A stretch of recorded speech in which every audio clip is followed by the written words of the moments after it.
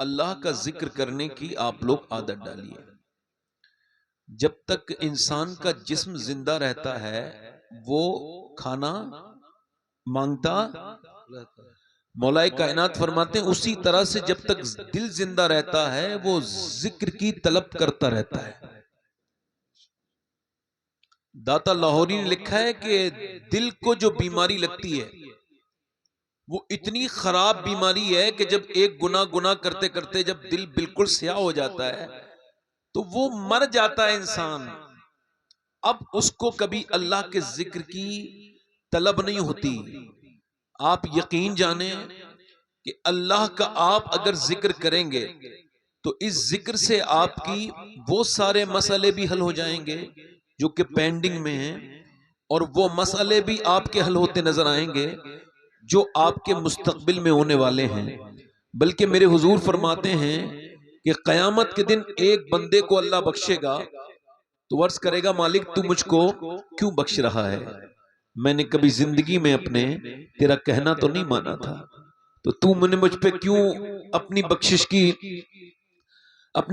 की तूने मुझ पे फजल किया, मुझ पे मेहरबानी की और अपने फजल से मेरी मगफिरत की, तो मुझे तो याद नहीं आता कभी मैंने तेरा कहना माना हो। तो अल्लाह फरमाएगा, ओ मेरे बंदे, तू भूलने से तू भूल गया मगर तेरा रब भूलने से पाक है। एक रात तू सोते सोते करबट बदल रहा था, हालांकि तुझको उस वक्त होश भी नहीं था। करबट बदलते बदलते तूने कहा या अल्लाह। अल्लाह फरमाएगा, मुझे इतना पसंद आया मैंने तेरे सारे गुनाह उसी वक्त माफ कर दिए थे। सुभान अल्लाह, बेशक सुभान अल्लाह, बहुत खूब। यानी आप जब अल्लाह का जिक्र करते हैं, हदीस शरीफ में आता है, एक हिस्सा जमीन का दूसरे हिस्से पर फक्र करता है और कहता है, रास्ता जमीन का टुकड़ा, वो कहता है कि आज मेरे ऊपर से एक ऐसा बंदा गुजरा था जिसने अल्लाह का जिक्र किया था। तो आप जरा जिक्र करें ताकि ये महफिल गवाह हो जाए। जोर से बोले सुभान अल्लाह, सुभान अल्लाह। 90 नेकियां मिलती हैं, कुछ कम लग रही हो तो बढ़ भी सकती हैं। मैं दुआ करूंगा कि अल्लाह आपको मक्का दिखा दे, तो फिर मक्के में एक नेकी 1 लाख के बराबर हो जाती है। आमीन आमीन, सुभान अल्लाह। माशाअल्लाह। अल्लाह आप सबको सलामत रखे। मुझसे पहले आपने आजम साहब रामपुरी को समात किया, उसके बाद आपने उससे पहले मौलाना रिजवान को और अब मुफ्ती साहब किबला को। मुझसे 2-3 शेर पढ़ने की फरमाइश की गई है, अगर आप इजाजत दें तो मैं पढ़ दूं, फिर अपनी तकरीर करूंगा। अता हो इजाजत है आपकी? जी जी। थोड़ा सा मैं रेपो बेल्ट ठीक कर रहा हूँ, थोड़ा सा मैं आपसे थोड़ा बेतकल्लुफ हो रहा हूँ ताकि थोड़ी देर आपके सामने बात कर लूं, चूंकि रात ज्यादा हो गई है और आपको भी नींद ही आ रही है। ये हाथ पैर जो है ना आपके ऊपर उठ गए, आपने सोना नहीं है। आपको ये सोचना है रोज मैं सोता था उसूल के लिए, मगर आज जागूंगा मैं अपने नबी के और अपने रसूल के लिए। जी जी, बेशक सुभान अल्लाह। सुभान अल्लाह। आप आए नहीं है, आपको हुजूर ने बुलाया। मेरी बहनें भी आई नहीं है, हुजूर ने बुलाया है। यहाँ की महफिल, एक अगर बात आपने सुन के अमल कर ली तो खैर ही खैर है ना। अल्लाह ताला बरकत दे। मैं अल्लाह का शुक्र है कि 2 दिन के बाद मदीना शरीफ जा रहा हूं। सुभान अल्लाह। मैं अल्लाह का शुक्र है कि मदीना शरीफ 1 साल में 2-2 बार चला जाता हूं, और इसमें कोई खास बात नहीं। एक तो मेरी नियत मदीने जाने की है, और दूसरी मैं पैसे से ज्यादा मोहब्बत नहीं करता। नहीं समझे बात? कुछ लोग कहते हैं मदीने से बुलावा आएगा तो मदीने, अच्छा तो कचहरी से बुलावा आ रहा है, वहां से खूब रजिस्ट्रियां हो रही हैं, मदीने से बुलावा नहीं आ रहा है। जब जाना फर्ज है, एक मौलाना साहब तकरीर कर रहे थे, मैंने उनको देखा, वो कह रहे थे एक आदमी ने मुझे तकरीर सुन के उम्रे का टिकट दे दिया, मैं पीछे बैठा था। मैं कह लगा यार मैं तो तुमको जानता हूं, तुम पे तो हज फर्ज हो चुका है जी बेशक। और तुम उम्रे की तो है। इंसान जब भिखारी हो ना, किसी दर्जे पे भी पहुंच जाए वो भिखारी रहता है, वो खर्च नहीं करेगा। हालांकि मेरे नबी फरमाते हैं हज और उम्रा ये ऐसे मोहताजी को खा जाते हैं जैसे दीमक लकड़ी को खा जाती है। वाह बेशक। अब वही बात है कि लंबी लंबी गाड़ियां खरीद ली, फिर वही बात मदीना दिखा दे, मदीना दिखा दे। यार मदीना वो देखता है जिसकी नियत होती है। याद रखें, नियत सच्ची कीजिए, इंशाअल्लाह बुलावा जरूर आएगा। इंशाअल्लाह, है ना, इंशाअल्लाह। हाँ, तो जिन पे हज फर्ज हो चुका है ये ना समझे कि बूढ़े हो गए बच्चों की शादी हो जाए। ये कौन सा अकीदा है भाई, बच्चों की शादी हो जाए? आपका अकीदा ये हज कर लेंगे तो हज करेंगे तो बच्चों की शादी नहीं होगी? क्या अकीदा है आपका? आप क्या सोचते हैं आप मर जाएंगे तो बच्चों की शादी नहीं होगी? और आपने ये सोच कैसे लिया कि आप मक्के में मर जाएंगे या मदीने में? और यार सब नहीं मरते, जिस पे अल्लाह की मेहरबानी होती है वो मदीने में मरता है। वाह वाह सुभान अल्लाह, बेशक सुभान अल्लाह। आप ये समझ रहे हैं कि आपके बच्चे अकेले रह जाएंगे? आपने क्या समझ लिया अपने आप को? वही तो बात है, बड़ी उल्टे सीधे जो है ना बातें दिमाग में रखे पड़े हैं। कुछ लोग अपनी औलाद को पालते हैं और कहते हैं ये बुढ़ापे मेरे काम आएगी। ले, तो ये बता, जवानी का अल्लाह तेरा अल्लाह है तो बुढ़ापे का खुदा कौन है? ऐसी उम्मीदें ना बांधो जो जिल्लत की तरफ चले जाओ। वासिफ अली वासिफ फरमाते हैं जो ये कहता है कि पैसा इकट्ठा करो, परेशानी होगी तो काम आएगा, तो अल्लाह उसको परेशानी देता है और कहता है ले तूने तैयारी कर ली थी, ये परेशानी भी ले ली। अपनी नियतें ठीक करें। पढ़ दूं दो तीन शेर?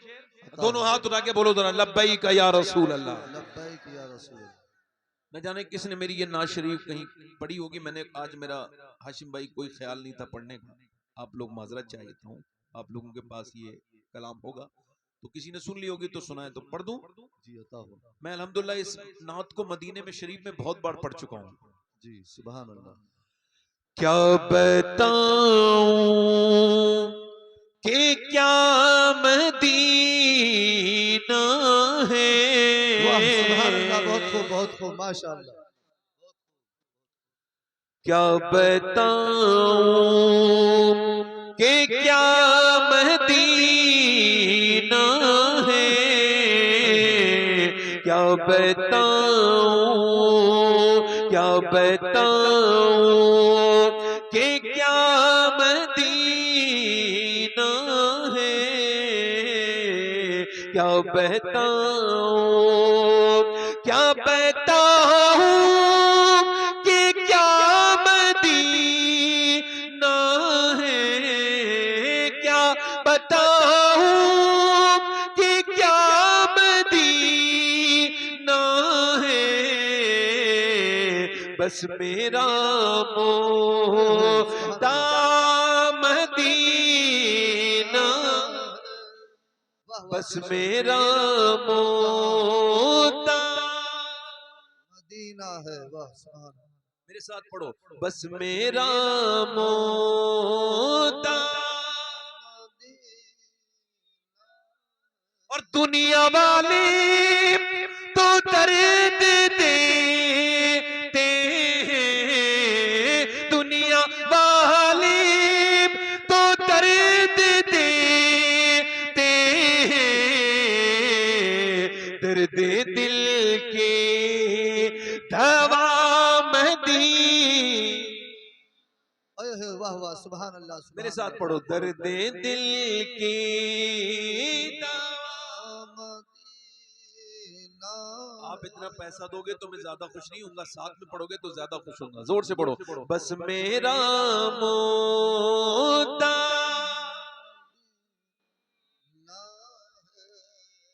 क्या बताऊं कि क्या बताऊं और उसकी आंखों का नूर तो देखो। उसकी आंखों का नूर तो देखो। जिसका देखा हुआ मदी, जिसका देखा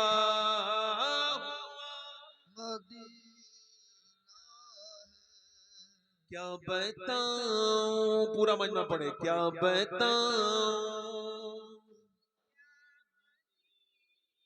अब तो पढ़ते बहुत अच्छा है, मैं एक बार फिर पढ़वाता हूं। क्या बताऊं कि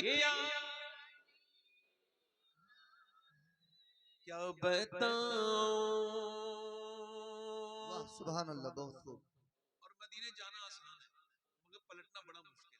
जी उसने कहा था गालिब ने कि दिल ही तो है न संगोखेश, दर्द से भर ना आए क्यों, रोएंगे हम हजार बार, कोई हमें रुलाए क्यों। मेरे इमाम बरेली से बोले, फिर के गली गली तबाह, अय है वाह। ठोकरे सबकी खाए क्यों, आएगी बेशक। दिल को जो अक्ल दे खुदा, तो तेरी गली से जाए क्यों। बेशक सुभान अल्लाह सुभान अल्लाह। मैंने अपनी आंखों से मदीना देखा तो एक ही अंदाजा किया है कि मदीना जन्नत है, मगर जन्नतियों के लिए जन्नत है, जी बेशक। सबके लिए जन्नत नहीं है वो जो तस्वीरें खींचते हैं, फोटो बनाते हैं, उनके लिए जन्नत नहीं है। शर्म आनी चाहिए लोगों को। उसको टूरिस्ट पैलेस बना दिया काबे को, काबे में जाके तस्वीरें, तौबा तौबा, वहां गुनाह याद आने चाहिए थे। वहां अपनी बीवियों के साथ तस्वीरें खींच के डालने वालों, तुम तो बेगैरत बन गए जाके वहां। जी बेशक। तुमने तो दिखावा कर दिया, तुमने तो बदतमीजी कर दी। तुम क्या मदीने गए हो। आला हजरत के भाई उस्ताद जमन अल्लामा हसन मदीने में चल रहे थे, मदीने के जंगल का कांटा पांव में लग गया, पुराने जमाने की बात है। वाह उन्होंने कांटे को निकाला, निकालने के बाद शायर थे बहुत बड़े, कांटे को निकाला और चूमा और कहा, ए खारे मदीना, पांव से क्या काम तुझे, आ मेरी जान, मेरे दिल में है रास्ता तेरा। वाह वाह सुभान अल्लाह। नारे तकबीर, नारे रिसालत, मसलक आला हजरत, बस्ती बस्ती करिया करिया, आप मदीना गए, बस्ती बस्ती करिया करिया, सैयद शबात हुसैन साहब किबला। नारे तकबीर, नारे रिसालत। आप मदीना, आपने दुनिया से मोहब्बत कर ली, वाह सुभान बैंकों में पैसे जमा कर लिए, मदीना नहीं देख रहे, बगैर मदीना देखे मर गए तो क्या होगा। वाह सुभान अल्लाह। हुजूर ने फरमाया, जिसने मेरी मेरी जिसने तुर्बत की जियारत की, उस पे मेरी शफात वाजिब हो गई। वाजिब हो जाती है बेशक। हुजूर के मदीने में सुभान अल्लाह, उसका कोई तारीफ हो नहीं सकती है ना, मगर मदीने से पलटना बड़ा मुश्किल है। आला हजरत फरमाते हैं कि हो गया धक से कलेजा मेरा। शेर सुनिएगा जरा, जी बेशक। मैंने आला हजरत को यूं ऐसे सुन उन के नहीं माना, समझ के पढ़ के माना है, और मैं अब हटने हटने वाला नहीं, मेरी नस्लें भी नहीं हटेंगी आला हजरत से। क्यों? मैं सोच समझ के आला हजरत का दीवाना बनाऊं। यूं ही दुनिया के लिए एक फसाना ना बने, जिसको बनना हो समझ सोच के दीवाना बने। वाह सुभान अल्लाह। बहुत खूब बहुत खूब आला हजरत माशाअल्लाह। फरमाते हैं, हो गया धक से कलेजा मेरा, जी हाय रुखसत की सुनाने वाले। एक जगह फरमाते हैं, एक जगह फरमाते हैं, फिर न करबटली मदीने की तरफ, अरे वो चल झूठे बहाने वाले। अल्लाह फरमाते हैं, जो मदीने गया और फिर कभी ना पलटा, वो झूठे बहाने वाला है। जी जी बेशक। ले रजा सब चले मदीने को, मैं ना जाऊं, अरे खुदा ना करे, जी जानो दिल होश और खिरत सब तो मदीने पहुंचे, तुम नहीं चलते रजा, सारा तो तो सामान सामान गया। गया। वाह आला सुभान हजरत अल्लाह मदीने में बेशक। गुजर रहे हैं, वो इश्क का अंदाज तो देखो, मदीने में जा रहे हैं, कुत्ते ने कुछ मांग लिया, कुत्ते ने कुछ मांगा, कुत्ते को कोई अकल तो नहीं होती, मगर मेरे वालिद कहते थे, कुत्ता मुकम्मल कंप्लीट फकीर होता है, बस झोली नहीं होती, दे दिया करो, जब आया करे तो दे दिया करो, उसे मारा तोड़ा ना करो, उसको कुछ दे दिया करो। आला हजरत ने गोश्त का टुकड़ा उसको दे दिया खरीद के, फिर रोने बैठ गए। अल्लामा जब आलत रोए तो उस वक्त में उस कुतबे मदीना जियाउद्दीन मदनी रहमतुल्लाह अलैह करीब पहुंचे, तो हुजूर कुत्ते को तो नवाज दिया गया, अब आंखों में आंसू क्यों हैं? तो अपनी नात का मक्ता कहा, पा रहे दिल भी न निकला, दिल से तोहफे में रजा, वाह इन सगाने कू से इतनी जान प्यारी, वाह वाह। कहते अहमद रजा ये हिंदुस्तानी कुत्ता नहीं था, ये तो महबूब के मदीने का कुत्ता अय था। है वाह इसका हक गोश्त का टुकड़ा नहीं था, इसका हक ये था कि तू अपना दिल का टुकड़ा निकालता दे और इसको दे देता, तेरी जान चली जाती, मगर महबूब के कुत्ते का हक अदा हो जाता। एक जगह फरमाते हैं, खौफ है समय खराशी सगे तैबा का, वरना क्या याद नहीं नालो फुगा हमको। फरमाते हैं, मुझे रोना तो आता है, मेरा दिल बहुत दुखाते हैं लोग, दिल करता है कि जब मदीने जाऊं तो खूब दहाड़े मार मार के रोऊं, अय है वाह मगर मैं आंसुओं से रोता हूं, मैं कभी जबान से नहीं रोता। कहा क्यों? कहा इस वजह से कहीं मेरी आवाज से मदीने के कुत्तों के कानों को तकलीफ ना हो जाए। अय है वाह बेशक। बहुत खूब। मदीने जाओ तो बस हुजूर की बारगाह में जाना। हजरत अबू बकर शिबली मस्जिद नबी शरीफ में बैठे थे, एक जनाजा आया, तो इन्होंने अपने कश से देख लिया बड़ा गुनहगार है, इन्होंने जनाजा नहीं पढ़ा, इस गुनहगार का जनाजा नहीं पढ़ा। जब ये बैठे थे इनको हल्की सी नींद आई, फिर उठे और उठ के उस जनाजे के कांधा दे रहे हैं और उस चारपाई को चूम रहे हैं और ज़ारो कतार रो रहे हैं। किसी ने पूछा हुजूर पहले तो नमाज जनाजा नहीं पढ़ी, बाद में जनाजे से इतनी मोहब्बत, आंखों में आंसू क्यों? कहने लगे अभी मेरी आंख लग गई तो हुजूर ख्वाब में आए। पर मैंने, हुजूर ने पूछा तूने नमाज जनाजा क्यों नहीं पढ़ी? मैंने अर्ज की हुजूर गुनहगार था, बदकार था। मेरे नबी ने फरमाया तूने गुनहगार देख लिया, ये नहीं देखा आया कहां था, वाह वाह। आया किस सरकार में था, आया किस रहमत आलम के दरवाजे था। जाते उसकी नमाज जनाजा पढ़ लेता, अल्लाह ने उसकी बख्श। नारे तकबीर, नारे रिसालत, बस्ती बस्ती करिया करिया, सैयद सबाद हुसैन साहब किबला। मेरा इमाम कहता है मुजरिम बुलाए आए हैं, जाऊ का है गवाह। मदीने जाओ तो मेरे जैसे किसी गुलाम को साथ लेके जाओ, ताकि तुमको दिखाए मदीना क्या है। तुमने तो पैसे के जोर में जाकर के मदीने में बदतमीजियां की, तुमको क्या पता मदीना। कभी खाने में लग गए, कभी बाजारों में चले गए, तुमने मदीना ही नहीं देखा। मेरा इमाम कहता है मुजरिम बुलाए आए हैं, जाऊ का है गवाह। फिर रद हो कब ये शान करीमों के घर की है, सरकार हम गवारों में तर्ज अदब कहां, हमको तो बस तमीज यही भीख भर की है। और मांगेंगे मांगे जाएंगे, मुंह मांगी पाएंगे, सरकार में न ला है न हाजत अगर की है। आज तक मदीने से कोई आने वाला ये कहता हुआ नहीं लौटा कि आमना के लाल के दर पे मांगा था अल्लाह ने दिया नहीं। वाह वाह, सुभान अल्लाह, बेशक सुभान अल्लाह, माशाअल्लाह। बहुत जी। ये मेरे लोग, मेरी बात उन उम्रा करने वालों तक पहुंचाओ जो उम्रा तो करने जानते हैं मगर मदीने का अदब नहीं जानते, उनको पता नहीं, काबे का अदब क्या है। कभी गौसुल आजम मक्के में चल रहे हैं तो कंकरी उठा के बाबू सलाम की तरफ की चूमते हैं। तो किसी ने पूछा शेख अब्दुल कादिर ये आप मदीने के मक्के के आप कंकर क्यों चूमते हैं? फरमाने लगे 53 साल मेरे नाना इसमें चले हैं, क्या पता कौन से कंकर को पत्थर को मेरे नाना के पांव से निस्बत वाह हासिल। वाह, सुभान मेरा अल्लाह। इमाम बोला हरम की जमीन और कदम कदम रख के रख के चलना। चलना, वाह बेशक। अरे सर का मौका है हो जाने वाले। मैं भी जाने कहां से कहां निकल गया, तकरीर क्या कर रहा था, वही बात पढ़ रहा था। मदीने से लौटना मुश्किल है मगर अच्छा निकला, जोर से बोलो सुभान अल्लाह। सुभान अल्लाह, बेशक। हुजूर की मोहब्बत में निकला, अच्छा निकला। जी। मदीने से लौटना मुश्किल है ना? तो जरा मेरे साथ पढ़ो, बस मेरा मोता और उठ के जाऊं कहां मदीने से, उठ के जाऊं कहां मदीने से, क्या कोई दूसरा मदीना, क्या कोई दो। आखिरी शेर पढ़ता हूँ, साथ में पढ़ना, जिसका दिल फिदा हो हुजूर के ऊपर मेरे साथ पढ़ेगा। दिल फिदा है मदीने वाले पर, दिल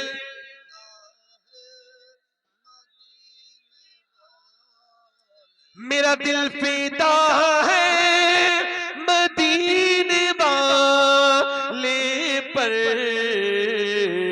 दिल मुनव्वर, दिल मुनव्वर मेरा मदीना है।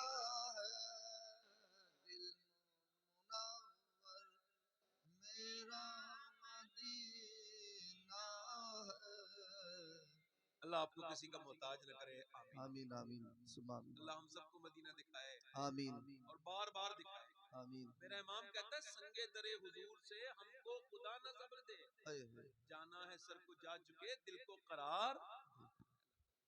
मेरी तकरीर शुरू हुई, इको कम कर दें। आपका माइक बहुत अच्छा है, मेरी आवाज ही खराब है, मैं सही बता रहा हूँ, आप इसका इको कम कर दें। भाई माइक अच्छा इस वजह से कि माइक से कोई हिसाब कयामत के दिन नहीं होगा। बिल्कुल ठीक फरमा रहे थे मुफ्ती साहब। ये बात मैं भी आपसे अर्ज करता हूँ कि याद रखें, जब हजरत अबू हुरैरा से सवाल हुआ कि आप ये बताइए कयामत के दिन सबसे पहले हिसाब किससे होगा, तो वो रोने लगे और कैफियत ये बन गई कि चेहरा कभी सुर्ख होता था कभी पीला होता था। तो पूछा ये रोते क्यों है इतना? कहने लगे सबसे पहले उलमा से हिसाब होगा, सबसे होगा हिसाब। ये पीरों का अल्लाह भला करे जिन्होंने फ्री में हमें जन्नतें बांटी हैं। मुझे तो उनकी खुद की जन्नत पे भी शक है, बुरा ना मानिएगा जी बेशक। माफ कीजिएगा, मुझे मादरत के साथ अर्ज करना, क्योंकि हमारे मशाइख ने, हमके बुजुर्गों ने ये सिखाया। हजरत अबू बकर सिद्दीक फरमाते हैं यूं 2 कश्तियों में सवार होने वाला डूब जाता है, मगर फरमाते हैं आप आखिरत के मामले में 2 ही कश्तियों पे सवार हो, एक तो खौफ की कश्ती है और एक अल्लाह की रहमत की कश्ती है। बेशक ठीक। जी। अब मैं अपनी तकरीर शुरू कर रहा हूं, बड़े ध्यान देके आप मेरी बात को, इसका ईको कम करें, आवाज नॉर्मल करें, बहुत अच्छा माइक है, अल्लाह आपको बरकत दे। आमीन। तकरीर मेरी बहनें बैठी हैं, आप भी बैठे हैं। मैं शुरू कर रहा हूं यहां से कि 90% लोगों की ये शिकायत है इस वक्त हिंदुस्तान में कि उनके बच्चे उनका कहना नहीं मानते। नहीं मानते। ठीक। और अब ये शिकायत और बढ़ेगी, ये शिकायत कम नहीं होगी। उसकी वजह यह है, मेरी तरफ देखें, इमाम मोहम्मद गजाली फरमाते हैं कि जब बकरी का बच्चा पैदा होता है, भैंस का, तो काबिल होता है, पढ़ा लिखा इतना होता है कि पहचान जाता है मेरी मां कौन है, 5 मिनट में दूध पीने लगता। मगर इंसान का बच्चा अशरफुल मखलूकात है, मगर फिर भी जो प्यार देगा उसे ही मां समझेगा। जी बेशक। नहीं समझ रहे बात को। मेरी बहनें मेरी बात पर खास तौर से ध्यान दें।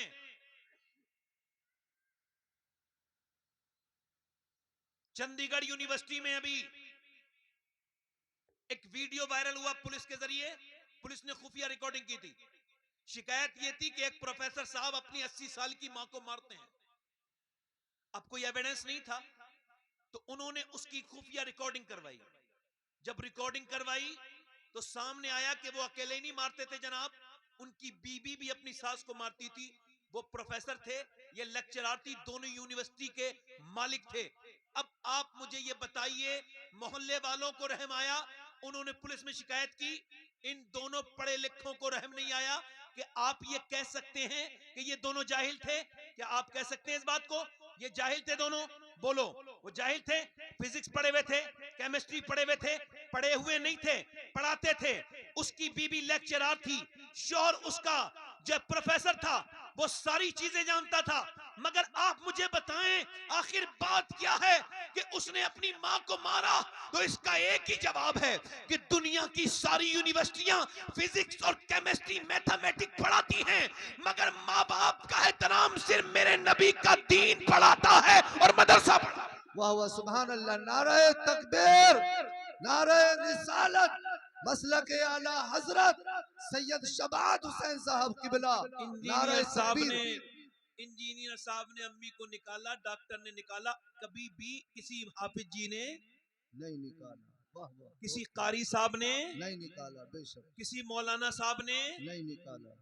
और इसमें क्या वजह है? इसकी एक ही वजह है, इमाम मोहम्मद गजाली फरमाते हैं कि जब बच्चा गोद में आ जाए, तवज्जो करना, मेरी बात गौर करना, मैं खास तौर से बच्चों के ऊपर बात कर रहा हूँ, बहनों से बात कर रहा हूँ। मेरी बेटियां, जितनी मेरी बहनें बैठी हैं, मैं इन सब का खादिम हूँ, इनका नौकर हूँ। अगर ये थोड़ी सी मुझ पर मेहरबानी करके मेरी तकरीर पे ध्यान दे लेंगी तो बहुत कुछ तब्दीली आ सकती है, अगर मेरी बहनें चाहें। इमाम गजाली फरमाते हैं जब बच्चा गोद में आए, आप देखें कोई मौलाना अपनी माँ का गुस्ताख नहीं मिलेगा। 90% नहीं, 99% माँ बाप के फरमा बरदार होते हैं। क्यों? जब बच्चा गोद में आए, बोलना शुरू करे हल्के हल्के, तो इमाम गजाली कहते हैं गोद में लेना और तजर्बा करना, उससे कहना अल्लाह अल्लाह अल्लाह अल्लाह। अब आप कह रहे हैं अल्लाह अल्लाह अल्लाह अल्लाह अल्लाह अल्लाह अल्लाह, बच्चा जवाब दे रहा है अब्बा अब्बा अब्बा, आप कह रहे हैं अल्लाह, वो कह रहे हैं अब्बा। इमाम गजाली कहते हैं वो कहता नहीं, उससे अल्लाह कहलवाता है। देख तूने से मेरा नाम सिखाया है, मैंने इसे तेरा नाम सिखा दिया। सुभान अल्लाह सुभान अल्लाह। बहुत खूब बहुत खूब माशाअल्लाह जी। अभी एक बच्चा पागल हो गया, ये मेरी बहनें सुन लें, और ये खास तौर से तकरीर है उन औरतों के लिए जो एकदम बात बात पे अपने बच्चों को मोबाइल देती हैं। ध्यान से सुन लें, अब ये कोई तकरीर नहीं हो रही है, मशवरा दिया जा रहा है। इस पर रिसर्च हो चुकी है, जैसे डेंगू एक बीमारी थी, उसका इलाज बन गया।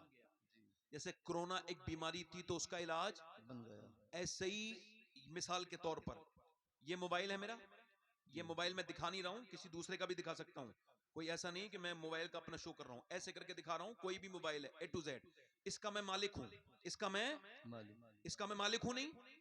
अब थोड़ी देर के बाद मैं ऐसा हो जाए, ये मोबाइल के बगैर मुझे चैन ही ना हो, ये मोबाइल के बगैर मुझे सुकून ना पड़े, मैं इसको हर वक्त देखता रहूं, 8 घंटे देखूं, 9 घंटे देखूं, और मेरा स्क्रीन टाइम और बढ़ जाए, तो अब प्रॉपर मैं इसका मालिक नहीं हुआ, ये मेरा मालिक हो गया, और अब ये एक बीमारी है। जी जी बेशक हक है। यूरोप में बाकायदा अलग वार्ड बन गए मोबाइल के बीमारों के, ओए होए। और हम इसको अभी तक मजाक समझ रहे हैं। हम समझ रहे हैं कंज्यूम करनी है अपनी 2 GB 3 GB। जी अरे मोबाइल ने सोचने की आदत छीन ली लोगों से। जी बेशक। सोचने की कोई सोचता है अब? क्यों? चुके उसके पास ये खिलौना। थोड़ा सा भाई इसका गूंज और कम करें, गूंज बड़ा अच्छा माइक है माशाल्लाह, गूंज कम करें, इधर मेरी तरफ देखें, जी मेरी तरफ देखें। अब आप मोबाइल लगातार देख रहे हैं। अब एक बच्चा है कर्नाटक में, एक बच्चा पागल हो गया, उसको न्यूरो सर्जन के पास लेके गए, साइकेस्ट्रिक के पास लेके गए, तो उसने जब उसका चेकअप किया, उसका दिमाग खराब हो चुका था, वो तवाजुन खो बैठा था। बच्चा था 6 साल का, बड़ा खूबसूरत बच्चा, मगर वो रोता था। उससे पूछा डॉक्टर ने, तेरी माँ कहाँ है? कहने लगा मोबाइल के अंदर है। तेरे बाप कहाँ है? मोबाइल के अंदर है। माँ रो रही है, हाय मेरा बेटा, मेरे प्यारे बेटे, मैं तेरी माँ हूं। कह रहा नहीं नहीं, तू मेरी माँ नहीं है, याद रखना, कहीं तुम्हारे बच्चे की जिंदगी में ऐसा ना हो जाए, तू मेरी माँ नहीं है, मेरी माँ मोबाइल के अंदर है। बच्चा कह रहा है नहीं नहीं। बाप कह रहा है मैं तेरा बाप हूं। कहा नहीं, तुम कौन हो? मेरा बाप तो मोबाइल के अंदर है। बच्चों में, ये दिल्ली में एक स्कूल में रिसर्च हुआ, बच्चों से पूछा गया क्या बनना चाहते हो, तो 51वां बच्चा बोला मैं मोबाइल फोन बनना चाहता हूं। मास्टर ने पूछा क्यों? रो के बोला, ना अम्मी ध्यान देती हैं, ना अब्बा ध्यान देते हैं, पूरे दिन मोबाइल में लगे रहते हैं, मुझसे कोई बात नहीं करता, मैं बड़े होके मोबाइल बन जाऊंगा तो कम से कम अब्बा मुझे वक्त तो देंगे, मुझसे बात तो करेंगे। घर में आया, फेसबुक का गुलाम, फेसबुक चलाने लगा। सोच, जिनके औलाद नहीं है, जब औलाद, बंदा घर पहुंचता है थका हुआ आदमी, और जब बच्चे बाप बाप कह के, अब्बा अब्बा कह के, जब पापा पापा कह के बच्चे जब चिपटते हैं, और सारी थकान उनको देख करके बाप कितना भी थका हुआ हो, जब बच्चे आके चिपटते हैं सारी थकान, बीमार हो तो बिल्कुल ठीक हो जाता है वाह बच्चों को देख बेशक। के। अरे इन जाहिलों को क्या पता जो वीडियो गेम बच्चों के सामने खेल रहे हैं, यूट्यूब के गुलाम, इंस्टाग्राम के गुलाम, ये फेसबुक के गुलाम, अपने बच्चों को जो गोद में नहीं लेते, अपने बच्चों को जो सीने पे बिठाल के खिलाते नहीं, इनको क्या पता जब बच्चे बाप के सीने पे कूदते हैं तो दिल को कितना सुकून पहुंचता है। इनको क्या पता, उस जाहिल औरत को क्या पता कि जिसका बच्चा रोया तो उसने मोबाइल दे दिया। इस पर कैम्ब्रिज ने रिसर्च किया, कैम्ब्रिज बहुत बड़ी यूनिवर्सिटी है, उन्होंने रिसर्च करके बताया कि अब बच्चे आगे आने वाले वक्तों में अपने माँ बाप के शदीद मुखालिफ हो जाएंगे, बल्कि पहचानने सबसे इनकार कर देंगे, क्योंकि बच्चों का जो वक्त है माँ बाप का, वो मोबाइल को दिया जा रहा है। जैसे ही बच्चा रोया, कभी जानवर का बच्चा अपनी माँ के लिए नहीं रोता, मगर इंसान का बच्चा रोता है। और जितने बच्चे ये डकैत बने हैं, डाकू बने हैं, इन पर रिसर्च हुआ तो पता चला ये सारे वो लुटेरे हैं जो बचपन में रोते थे, इनकी माँ बाप ने इनको प्यार नहीं दिया, जब प्यार दिया नहीं तो प्यार इन्होंने जमाने को भी नहीं दिया। अब कोई चोर से कह रहा है मेरी चोरी मत करो, मेरे पास यही पैसा है, वो कहता है मैं नहीं जानता रहम किसे कहते हैं, क्योंकि बचपन में मेरे ऊपर रहम नहीं हुआ। रहम के साए में बच्चा पलता है तो उसके दिल में रहम आता है, माँ बाप उसको गोद में उठाते हैं, प्यार करते हैं, मगर माँ बाप बेवकूफ हो गए। अब मुझे बताइए कि जब बच्चे को तूने जिसके हवाले करना था कर दिया, बच्चा बिल्कुल कोरा कागज था, अगर तू उसे नमाजी बनाती तो बन जाता, तू अगर उसे आला हजरत सैयदी आला हजरत रदी अल्लाह तआला अन्हु फरमाते हैं, जब बच्चा पैदा हो और पहली बार माँ अपने बच्चे को फर्स्ट टाइम फीडिंग कराए, पहली बार दूध पिलाए, दूध पिलाते पिलाते अगर वो नबी पाक पर दुरूद भी पढ़ दे तो अल्लाह तबारक व तआला उसके बच्चे को आशिक रसूल बना देता है। उस दुरूद की बरकत से कोई बड़ा काम तो नहीं हुआ, मगर मेरी बहनों ने गाने सुनाने शुरू कर दिए। बच्चा रोया, मोबाइल दे दिया है, बच्चे बर्बाद। ये मुआशरा बर्बाद होता चला जा रहा है। बच्चों की जिंदगियों के साथ खेलने वालों, तुम भी बर्बाद होगे, बगैर बचोगे नहीं, क्योंकि अल्लाह ने तुम्हें औलादे दी, तुमने उन्हें मोबाइल दे दिए। याद रखो, सैयदा उम्मे सलमा फरमाती हैं, उम्मुल मोमिनीन, के मदीने में औरतें अपने अपने बच्चों को अरबी की लोरियां सुनाती थी। हमने देखा था मदीने की और औरतें अपने बच्चों को लोरियां सुनाती थी, मगर मदीने में एक ऐसी भी औरत थी, एक ऐसी भी अजीमुशान खातून थी, जिसने अपने बच्चों को कभी लोरी नहीं सुनाई। जब भी सुनाया, कुरान सुनाया। वो चक्की चलाती थी, कुरान सुनाती थी। वो झाड़ू लगाती थी, कुरान सुनाती थी। वो रोटियां बनाते बनाते कुरान सुनाती थी। जो अपने बच्चे को सुलाती थी, बेटों को, तो कुरान सुना सुना के सुलाती थी। और जब उसका बच्चा बड़ा हुआ, तो उसने करबला के मैदान में जाकर अपने सर कटने के बाद नेज़े पे चढ़ के कुरान पढ़ के ऐलान कर दिया, अगर माँ बचपन में कुरान सुनाए तो बेटा शहीद हो जाता है, मगर कुरान नहीं भूलता, कुरान पढ़ता है। नारे तकबीर, नारे रिसालत, इश्क मोहब्बत, इश्क मोहब्बत, बस्ती बस्ती करिया करिया, नारे तकबीर, नारे रिसालत, मसलके आला हजरत। सुभान अल्लाह, ये माशाअल्लाह, तकरीर नहीं जिंदाबाद। हो रही है, ना ना, तकरीर नहीं है, ये मशवरा है। मशवरा है। तुम्हारे बच्चों के हाथ में मोबाइल है, छोटे छोटे, छीन लो। थोड़ी देर रोएंगे, एक दिन रोएंगे, 2 दिन, उनके सामने जब तुम नहीं चलाओगे, यही शिकायत लेके आते हैं लोग मुझसे, सैयद साहब दुआ कर दे, मेरा बच्चा मोबाइल नहीं छोड़ता। मैं क्या लगा, भाई साहब बच्चा कैसे छोड़ेगा? उसने अब्बा के हाथ में भी देखा, अम्मी के हाथ में भी देखा, चचा के हाथ में भी देखा, खाला ने भी मोबाइल दिया। है अफसोस, बच्चा किससे दीन ले, सबने तो मोबाइल ही दिया। जी बेशक। कोई तो दे देता। इमाम मोहम्मद गजाली फरमाते हैं कि जिसका दिल जितना साफ होता है, वो उतना ही कुरान पढ़ता है। जी बेशक। आज पूछना चाहता हूं, जो कुरान पढ़े लिखे लोग हैं, आखिर बात क्या है कि फेसबुक तो 2 घंटे देखने में घबराहट नहीं होती, और कुरान का सिपारा 25-30 मिनट में अगर हाफिज है बंदा खत्म कर देगा। क्या बात है जो तौफीक नहीं होती, क्या बात है। मुझे तो ये दौर सख्त लगता है मेरे भाइयों, बहुत सख्त लगता है। बिल्कुल सही बता रहा हूं। हजरत इमाम हसन बसरी का मुरीद था, ध्यान से सुनना मेरे नौजवानों, इधर देखो। वो बेहतरीन टनाटन मजबूत हाफिज था पूरे बसरा का। एक दिन आके बोला, हुजूर मैं बर्बाद हो गया। पूछा क्यों, क्या बात है? कहने लगे, हुजूर कल से मुझे कुरान की एक आयत भी याद नहीं, मैं बिल्कुल पढ़ नहीं सकता, पूरा कुरान भूल गया। कहा कैसे? एक लड़की का पीछा कर रहा था, उसने मुझे पलट के देखा, कहा शर्म नहीं आती, मुसलमान हाफिज कुरान और एक लड़की का जीना चलना मुश्किल करता है। कहते हैं उसके अल्फाज मेरे सीने पे जब गए तो ऐसे लगे जैसे नश्तर चुपता है, मुझे पसीने आ गए। और हुजूर उसके बाद से लेकर मैं कुरान पढ़ना चाह रहा हूं, मगर कुरान पढ़ नहीं पा रहा हूं। मेरा अल्लाह मुझसे नाराज हुआ, मेरे सीने से कुरान निकल गया। अभी तो कुरान निकला है, कहीं मेरा ईमान ना निकल जाए हुजूर। वाह वाह, बेशक। इसका मतलब आंखें बर्बाद, आंखें गंदी, आंखों में कुछ नहीं बचा। नौजवानों, हया नहीं बची, हम सब बर्बादी की तरफ जा रहे हैं। इस मोबाइल ने और इस बेहयाई ने, इस मुआशरे ने हमको बर्बाद कर दिया। एक बात सुनो, थोड़ी देर और बोलूं या खत्म कर दूं? बोलो। बोलो दिल लग बोलो। रहा है आप लोगों का? नहीं लग जी रहा जी है? जी दिल लग रहा है? जी इंशाल्लाह मैं कोई फालतू बात तो करूंगा ही नहीं। आपको दिल लग रहा हो तो थोड़ी देर और बोलूं। जी जी, बताओ। मेरी तरफ गौर करो। मां चाहे तो बच्चा तब्दील तब्दील। अब देखो इधर देखो, दिल्ली में माँ बाप में मशवरा हो गया, किसमें बोलो? कि बेटे को अल्लाह उसके रसूल का आशिक बनाना। तो मां ने कहा मैं तरकीब बताती हूं। का क्या? का मैं बताती हूं तरकीब। ए भाई कहां चले?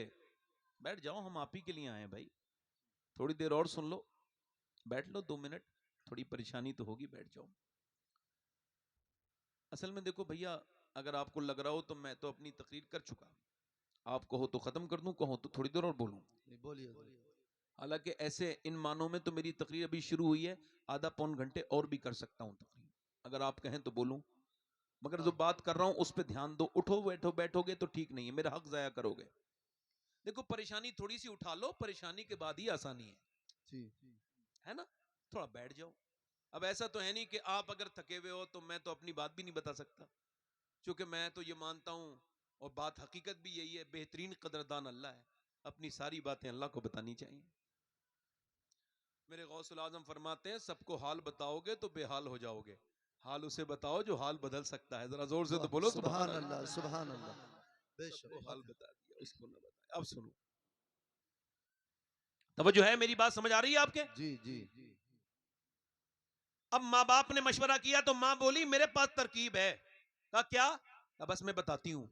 उसने अपने बेटे से कहा, बेटा तब 5-6 साल का, कहा बेटे नमाज पढ़ो, रोटी भूख लग रही है अम्मा, नमाज पढ़ो अल्लाह रोटी देगा। नमाज पढ़ी, नमाज पढ़ के बोले जाओ अंदर देखो अल्लाह ने भेज दी होगी रोटी। अंदर गया तो देखा तो बिस्तर के पास एक गर्म रोटी थी, माँ ने पका के चुपके से रख दी थी और बेटे ने उसको खा लिया। अच्छा जब खा लिया तो उसके बाद ऐसी चलता रहा, बेटे की नमाज की आदत पड़ गई।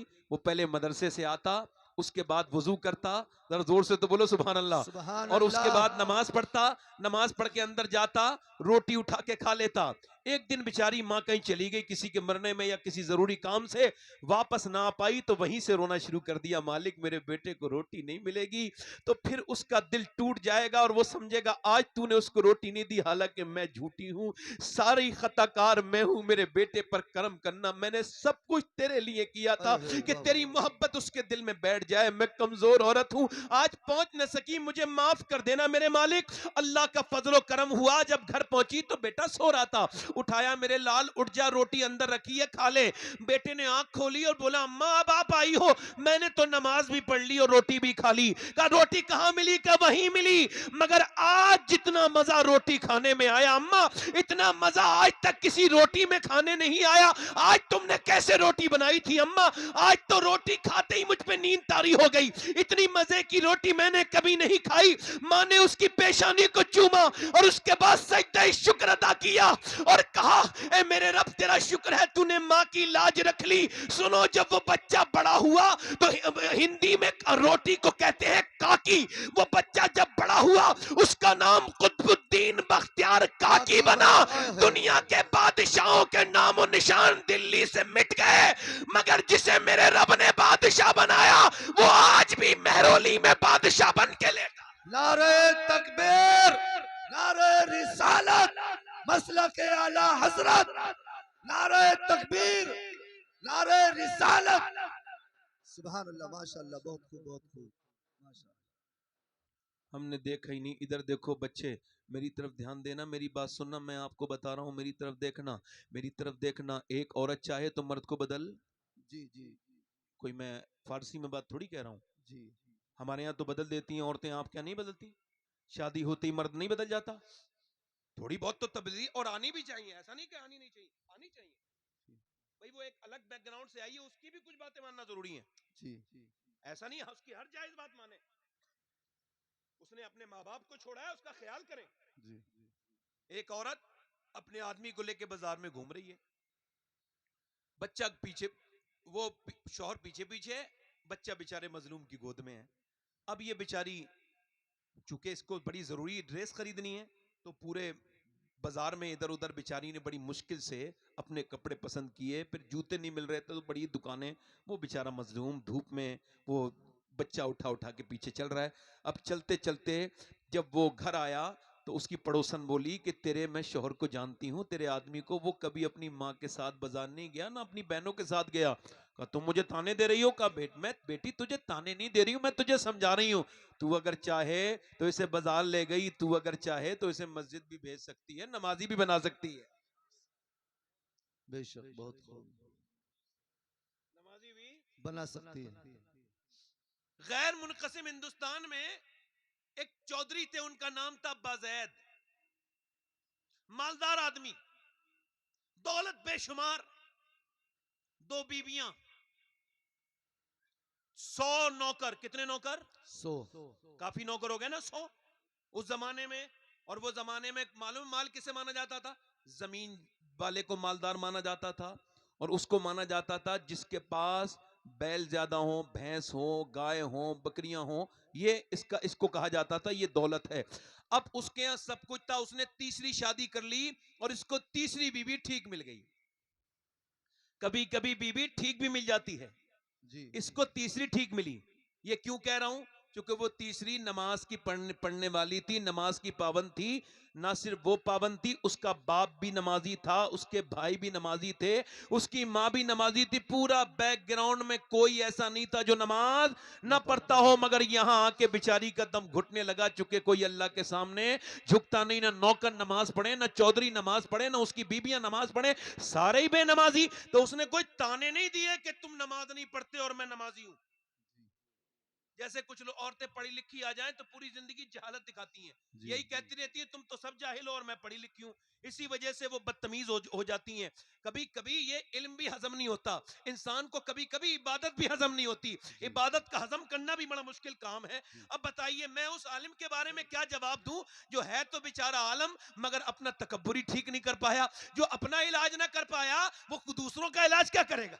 जी जी हक है बेशक। आप समझ मेरी बात आ रही नहीं आ रही? जी जी अब देखिए उसने क्या कहा कि देखा कि अब उसने ये नहीं कहा कि मैं नमाजी हूं और तुम नमाज नहीं पढ़ते, ताने नहीं दिए, झगड़े लड़ाइयां नहीं की। मैं अपने इलाके में तकरीर करता हूं तो एक बात का तो भाई देखो हाशिम भाई फायदा होता है। वो फायदा ये कि समझाना ज्यादा नहीं पड़ता। जी माशाल्लाह सब लोग समझते अच्छा जी जी बेशक। है ना। चूंकि हमारी एक साहब कह रहे थे भाई आप ही की तरफ के मुकर्रिर ज्यादा क्यों होते हैं, तो मैंने कहा हमारे यहाँ की दोनों जबानें एक ही हैं। हम घरों में भी वही बोलते हैं और महफिलों में भी वही बोलते हैं। बाकी हिंदुस्तान में सब जगह दो जबानें हैं। जी बेशक। अब एक ही जबान पे लोगों को जो है वो कमांड है, उन पे इख्तियार है। इस वजह से अल्हम्दुलिल्लाह जबानें अच्छी हैं और ये हमारे बुजुर्गों का फैज है। हमारे यहाँ पर खाली खतीबी नहीं है, हमारे यहाँ वली भी बहुत बड़े बड़े अल्हम्दुलिल्लाह वाह लेटे हैं। बेशक सुभान अल्लाह। तो उसने ये नहीं कहा, इधर देखें, ये नहीं कहा कि तुम नमाज नहीं पढ़ते। उसने सोचा कि नमाजी कैसे बनाना है। अच्छा उसने दिमाग लगाया, बहुत अच्छा दिमाग लगाया। उसने देखा कि चौधरी को दूध लेके जाता है शाम को नौकर, तो उसने नौकर से कहा तुम दूध लेके नहीं जाओगे, मैं लेके जाऊंगी। उसने कहा ठीक है। और नौकर की कोई औकात थोड़ी होती, बेचारा हट गया। ये दूध लेके गई, वो ऐसे ही ले जाता था, ये बिल्कुल औटा के उसको बेहतरीन बादाम में छौंका औका लगा के और बिल्कुल सुर्ख दूध लेके गई। चौधरी साहब लीजिए दूध, तरकीब देखिए, लीजिए दूध पीजिए। चौधरी ने देखा, कहा तुम हैरत का इजहार किया, कहा तुम मेरी बीबी तुम क्यों आई हो? अरे मेरी तो नौकर 100 नौकर है, उनमें से कोई ले आता, तुम क्यों आई हो? कहने लगी बात ये मेरा ज्यादा हक बनता है, मेरे हुजूर ने इरशाद फरमाया है कि अगर मैं मखलूक में किसी को इजाजत देता कि वो मखलूक को सजदा करे तो मैं बीबी को इजाजत देता कि वो अपने शोहर का सजदा करे। लिहाजा अब आपका मर्तबा तो बहुत ही बड़ा है ना, तो अब मैं आपके लिए इस वजह से दूध लेके आई हूं, आप पीजिए, मेरा हक ना छीनिए मुझसे। उसने दूध पी लिया तो इसने फिर अगली फरमाइश की, कहा मैं आपके पांव भी दबाना चाहती हूं। कहा क्यों? मैं अपने गांव में अपने घर पे अपने अब्बा के दबाती थी, अब चूंकि आप मेरे सर ताज हैं तो पांव दबाने दीजिए। अच्छा पांव इसने दबाई, ये जानती भी थी दबाना। कुछ लोग जब दबाते हैं तो दर्द कर देते हैं, कुछ लोगों को पॉइंट पता होते हैं। उसने पांव दबाने शुरू किया और उन पॉइंटों को छेड़ा जिससे सुकून होता है। ये सुकून के साथ इसको नींद आने लगी। जब वो सोने लगा ये आगे बढ़ के बोली चौधरी सो रहे हो, आपको नींद आ रही है, मैं भी जा रही हूं, मगर अगर आपको बुरा ना लगे तो सुबह फजर की नमाज में उठा दूं। वाह वाह सुभान अल्लाह। वाह क्या अदा है। अब एक तो चौधरी, जी दूसरा मर्द, जी तीसरा मालदार, जी तीन तीन अलामत गुरूर घमंड की इसके अंदर। जी जी बेशक। तू मुझे समझाएगी, बेइज्जती कर दी। अच्छा ये बात कब बदलोगे आप? जो गाली बके वो इज्जत वाला है या जो गाली सुन के सब्र कर ले वो इज्जत वाला है? आपकी नजर में कौन है? और हमारे यहां क्या है, जो सुन ले वो उसकी बेइज्जती हो गई। जब कोई मुझसे टेलीफोन पे या ऐसे वैसे बदतमीजी करता है, कभी ऐसे तो करता नहीं कोई, मगर कुछ ऐसे लोग हैं, कुछ पीर लोग मेरे खिलाफ हो गए हैं तो वो अपने मुरीदों से करवाते हैं, तो जब बदतमीजी करते हैं तो मैं जवाब नहीं देता। मैं कहता हूं देखो भाई शबात हुसैन तुमने जवाब नहीं देना है, ये तुमको अपने मेयार पे लाना चाहता है, ये जितना घटिया है गाली देके तुम्हें भी वहीं लाना चाहता है, तो तुमने जवाब इसकी तरह कुत्ता जब काटे तो कुत्ते के काटा नहीं जाता, सब्र किया जाता है। सब्र कर लो, गुस्से पीने वाले अल्लाह को पसंद है। सब्र कर लो, थोड़ा सब्र कर जाओ। और यार ये उल्टी बात क्या कर दी, जिसने गाली दी वो इज्जत वाला है, जिसने सुन ली उसकी बेइज्जती हो गई। ये कौन सी बदतमीजी आपने नया ये रिवाज, आज से ये बदलो और ये कहो जिसने गाली दी वो बेइज्जता है, जिसने सुन ली वो इज्जत वाला है। क्योंकि अल्लाह ने उस अबू जहल को इज्जत नहीं दी जो गालियां देता था, अल्लाह ने उस बिलाल हबशी को इज्जत दी है जो गालियां सुन के भी अल्लाह का जिक्र करता था, जवाब नहीं देता। सुभान अल्लाह, माशाअल्लाह, बहुत खूब, बहुत खूब। बेशक, हक है। उल्टा ही बना दिया साहब, जो बदतमीजी करे वो इज्जत वाला है। और मेरी तरफ तवज्जो करो, वो चली गई मगर दूसरे दिन फिर आई, पलटी नहीं, हिम्मत नहीं हारी, हिम्मत नहीं हारी। चाहिए। गई जाने के बाद फिर बोली हुजूर दूध। दूसरे दिन फिर तुम आ गई, तुमको खबर नहीं, फिर नमाज के लिए कहोगी। कहा चौधरी नमाज के लिए मैं देखती हूँ, फिलहाल आप दूध तो पीजिए, मेरा हक तो न छीनिए। उसने इतने प्यार से बात की, उसने नजर नजर में ही ऐसे भले सुखन कहे, मैंने तो उसके पाँव में सारा कलाम रख दिया। उसने उसके हाथ में दिया, लीजिए चौधरी साहब दूध पीजिए। अच्छा उसने दूध ले लिया, अच्छा पी गया। फिर उसको पाँव भी याद आ रहे थे, कल अच्छे दबाए थे। ये बैठ गई तो पाँव दबाए तो इसने मना नहीं किया, दबाती रही चौधरी मोटे ताजी थे, खर्राटे शुरू हुए। फिर आगे बढ़ के बोली चौधरी आपको नींद आ रही है, मैं भी जा रही हूं। देखो बुरा ना मानिएगा और गुस्सा ना कीजिएगा, जलाल ना कीजिएगा, अगर बुरा ना माने फजर में उठा दूं। चौधरी ने देखा आओ न ताओ, बैठी थी बेचारी, जोर से लात मारी तो उसका मुंह उसके पाए में लगा, और जब पाए में मुंह लगा तो होठ फट गया, मुंह से खून नीचे को गिरने लगा, आंखों से आंसू आए मगर एक लफ्ज नहीं कहा। दूसरी लात मारी, नीचे गिरा दिया, और उसके बाद बर्तन उठाए। एक लफ्ज तो कह देती, एक तो बार कह देती मैं नमाजी के लिए कह रही हूं, तू मुझको मार रहा है। ना जाने कितनी नेक बेटी थी वो, और उसकी माँ कितनी नेक होगी, और उसका बाप कितना नेक होगा, वो घराना कितना नेक होगा जिसमें ऐसी बेटी की परवरिश हुई। चली गई मगर रास्ता नहीं बदला, आती रही जाती रही आती रही। एक दिन कई हफ्ते के बाद चौधरी के दिल में थोड़ा रहम आया, कहने लगा रोज आती है, गाली देता हूं, मारता हूं, अरे तू चौधरी की बेटी है, इतने बड़े खानदान की, फिर भी क्यों रोज मुझसे बेइज्जती करवाती है अपनी, क्यों गाली खाती है, क्यों आती है, क्या बात है। कहने लगी चौधरी एक ही बात है, का क्या कर नमक हराम नहीं हूं, नमक हलाल हूं। का चौधरी तू बेनमाजी है, जहन्नम में जाएगा। मेरे नबी फरमाते हैं बेनमाजी कयामत के दिन फिरौन के साथ खड़ा होगा, नमरूद के साथ खड़ा होगा। और ऐ चौधरी जो बेनमाजी है वो जब मरेगा उसको इतनी प्यास लगेगी कि अगर सातों समंदर का पानी भी पिला दिया जाए उसकी प्यास तो नहीं बुझनी, जो अपने रब के सामने नहीं झुकता था। ऐ चौधरी और कोई बात नहीं, तू नमाज नहीं पढ़ेगा, मेरे आने वाले बच्चे भी नमाज नहीं पढ़ेंगे और फिर वो जहन्नम में जाएंगे। बस बता, इसी लालच में आती हूँ, तेरी गालियां भी सुनती हूँ, तुझसे मार भी खाती हूँ, और कोई लालच नहीं है चौधरी मुझे। ऐसी उसकी आंखों से आंसू टप टप नीचे गिरे, एकदम चौधरी के आंखों में भी आंसू आ गए। बोला सुबह तुम मत उठाना चौधरान, मैं तुमको चौधरान उठाऊंगा। सुबह को बीबी को अपनी उठा दिया, दोनों के मुसल्ले बिज गए, मगर पहले की मुसलमानों की ताकत सजदे थे। वो कहते उनको पता था वसजुद वक्तरिब कि बंदा सजदा करके अल्लाह के करीब चला जाता है। वो सजदे में गई और फिर जब अपने आदमी को सजदा करते देखा तो फूट फूट के रोई, ऐ मेरे मालिक बड़ी मुश्किल से लाई हूँ, पिटी हूँ, कुटी हूँ, बड़ी तकलीफें उठाई हैं तो यहाँ तक आया है, कहीं ऐसा ना हो अब फिर ना आए। तो लाना मेरा काम है, अपना लेना तेरा काम है, दिल बदल दे मेरे मालिक, मैं कमजोर औरत हूँ, मेरे मालिक तू बेहतरीन कदरदान है, तुझको खबर है कि मैं कितनी तकलीफ में लाई हूँ, मेरे आदमी का दिल बदल दे, ऐ अल्लाह दिल बदल दे। अल्लाह का ऐसा करम हुआ कि चौधरी का दिल बदल गया, फिर तहज्जुद की नमाज तक का पाबंद हो गया, और उसके बाद उसने बेहतरीन मस्जिद बनवाई, 100 के 100 नौकर नमाजी हो गए, बीबियां नमाजी, बच्चे नमाजी। जब चौधरी चौधरी ने नमाज पढ़ी तो इलाके में नमाजी की जो है वो लहर दौड़ गई। एक औरत ने पूरे इलाके में हंगामा बर्पा कर दिया। वो कैसे कदम लेके आई थी, कैसे बाबरकत उसके कदम थे। और जब इन दोनों के दरमियान बच्चा पैदा हुआ तो कोई आम बच्चा नहीं था, अपने वक्त का कुतुब और वली बन के पैदा हुआ। उसके बेटे का नाम सुल्तान मोहम्मद बाहू था, जिसने कहा था तस्बीह फिरी पर दिल नहीं फिरिया, की लेना तस्बीह फड़ के हूँ, इल्म पढ़ा पर अदब न सीखिया, की लेना इल्म फड़ के हूँ। जब माँ बाप नेक होते हैं तो बच्चे फिर अल्लाह के वली बन के। वाह वाह, बेशक, सुभान अल्लाह, सुभान अल्लाह, माशाअल्लाह। अब औरतों को, मेरे भाइयों को इसका शऊर है। जी वासिफ अली, ध्यान से सुनना, वासिफ अली वासिफ फरमाते हैं अगर तुम अब तक बेनमाजी हो और अल्लाह ने औलाद दे दी है तो अब नमाज पढ़ो, जी, क्योंकि अब बेशक। तक तुम अकेले बेनमाजी थे, अब तुम्हारी नस्ल बेनमाजी हो जाएगी। ओ मेरे भाइयों, इधर देखो, अपने बच्चों को चाहे खाना कम खिलाओ। जी बेशक। देखो हमारे यहाँ तो तालीम एक ही तालीम है, मैं जिसे तालीम मानता हूँ, मेरे हिसाब से अल्लाह एक है, इससे बड़ी कोई तालीम नहीं दुनिया में। बेशक बेशक। तो अपने बच्चों के ईमानों को, मजबूत बोलो ईमान को, ईमान को मजबूत करो। मजबूत करो। माएं अगर चाहें तो बच्चे तब्दील। हो जाएंगे। उस आखिरी बात और कर रहा हूं, दिल लग रहा नहीं लग रहा है?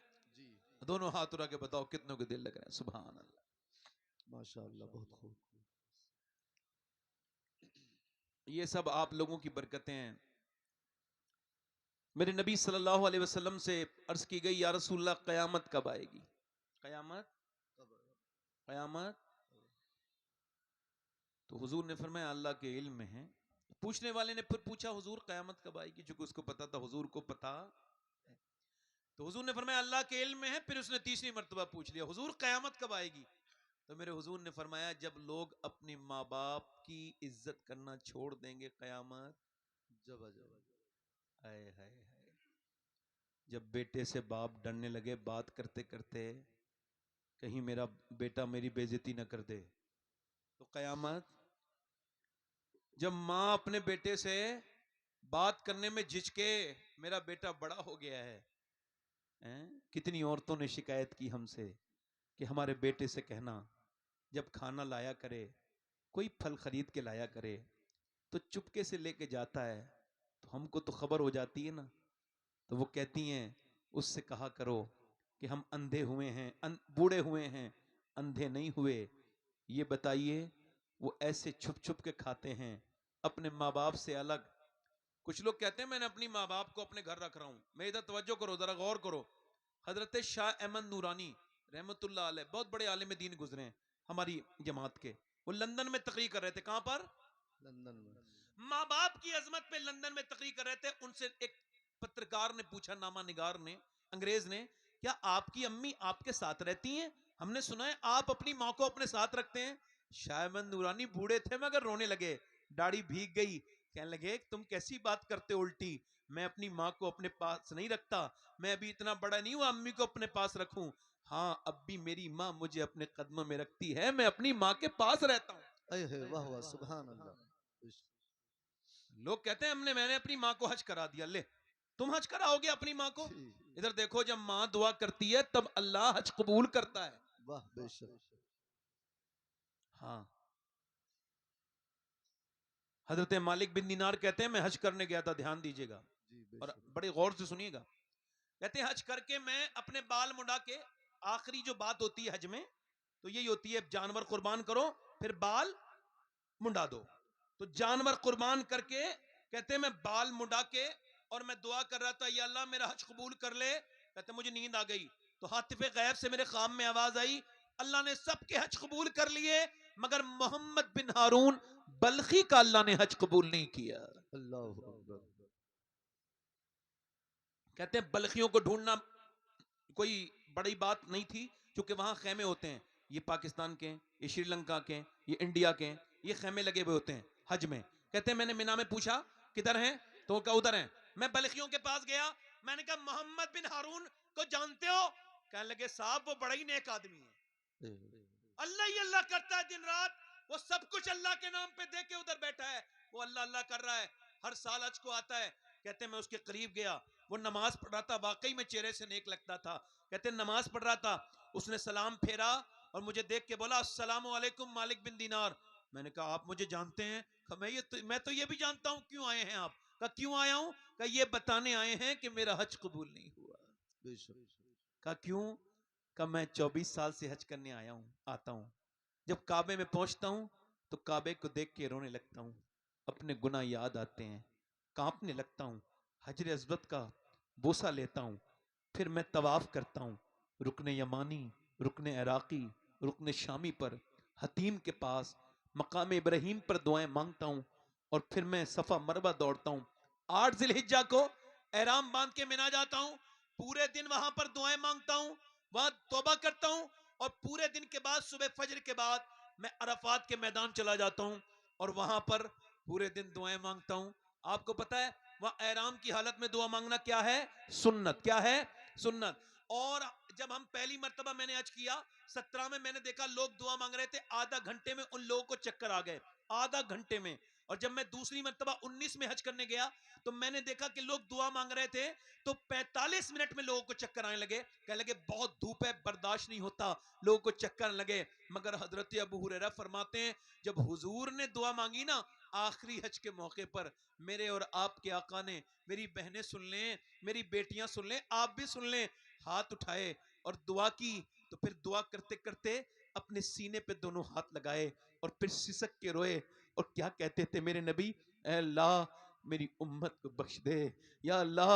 और आखिरी हज के मौके पर अरफात की तपती हुई धूप में मेरे और आपके आका ने 6 घंटे लगातार तकरीबन दुआ की है, 6 घंटे लगातार उम्मत के लिए दुआएं करते रहे। वो कहता है मैं अरफात में दुआएं मांगता हूं और फिर मैं तौबा करता हूं खूब अपनी गलती पर, और फिर मैं असर पढ़ के मगरिबी शाम मिला के पढ़ता हूं मुजदलिफा में कंकरी बीनता हूं और मिना जला जाता हूं, वहां रमी करता हूं, रमी में यानी पत्थर मारता हूं शैतान के, और फिर पत्थर मार के चला जाता हूं काबे, तवाफ करता हूं, सही करता हूं, वापस फिर आता हूं, जानवर कुर्बान करता हूं, फिर अपना बाल मुड़ाता हूं।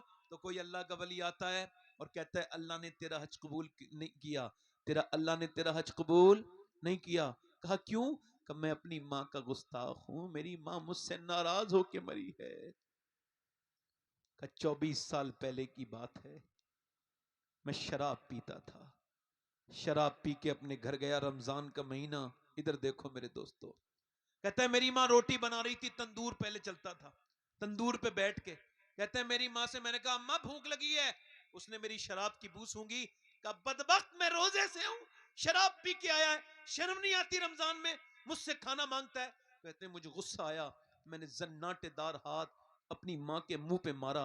कहते हैं वो तो तंदूर में ढलक के गिर गई, कमजोर, बर्दाश्त न कर पाई, मगर मैं भी गिर गया, उठा ना पाया।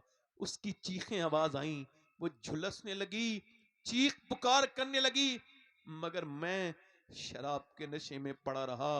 हाय हाय मेरे दोस्त, तूने अकेले ने शराब नहीं पी, तूने अपने बच्चों की भी खुशियां पी ली, तूने अपनी बीबी का चैन सुकून उस शराब में मिला के पी लिया, तूने अपनी बहन को ताने देने के लिए छोड़ दिया।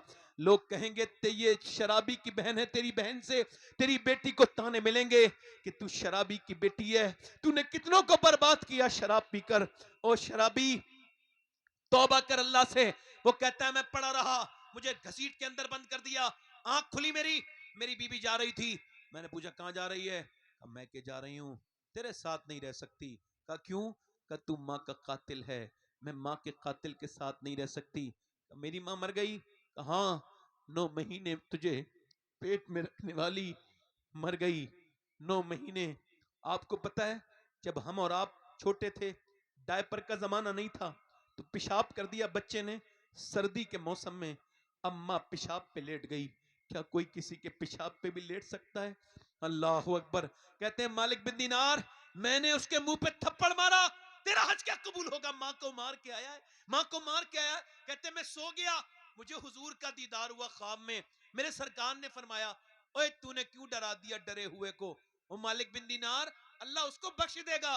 उसकी हुजूर माँ का गुस्ताख का अल्लाह माँ की बदौलत ही बख्शेगा।